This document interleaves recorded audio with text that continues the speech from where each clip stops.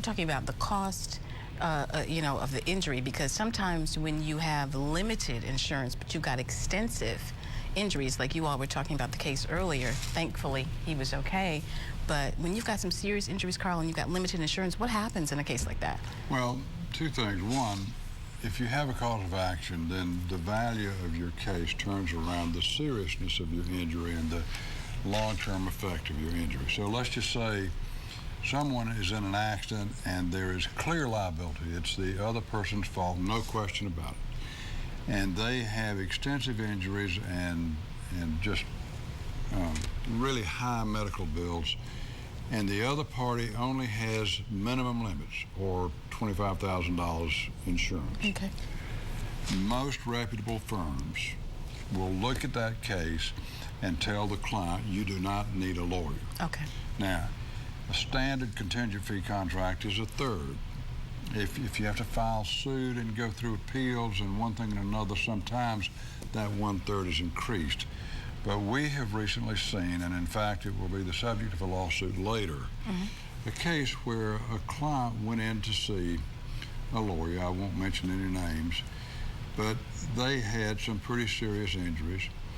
The law firm took the case in, settled the case, never even filed suit, took a 40% fee, $10,000 off the top.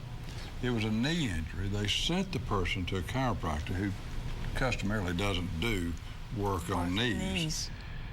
Did not try to negotiate any of the bills that were a result of this situation.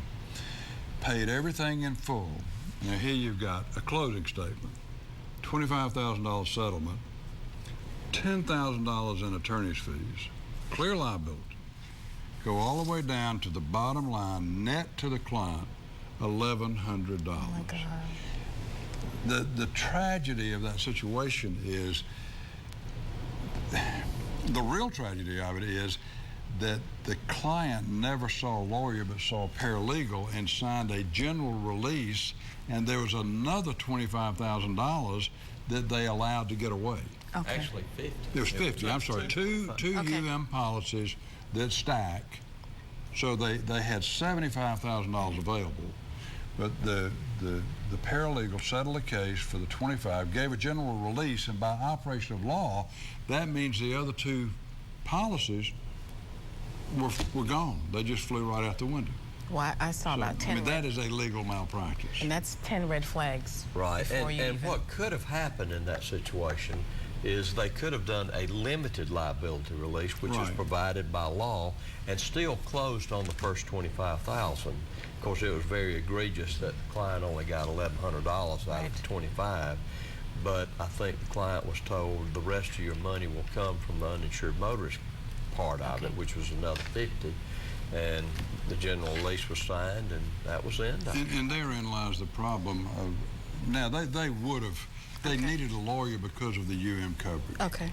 But, you know, in all fairness, that lawyer should have said, look, you've got a slam dunk. You're going to get the policy limit, both of the liability policy and the UM policy. We will work on some limited percentage basis with you. Okay. Now, that's what should have happened. And we do that every day. All right. And most reputable law firms do that. All right. And to learn more about situations like this, you can log on to reynoldsinjurylaw.com to get your answers. Opinions expressed on Law Call are those of the participants and do not necessarily reflect the opinions of 13 WMAZ staff or management, nor any legal or judicial entity. The legal information supplied in this broadcast is general information only and is not intended to be legal advice for any given situation. Do not rely on broadcast information without consulting an attorney.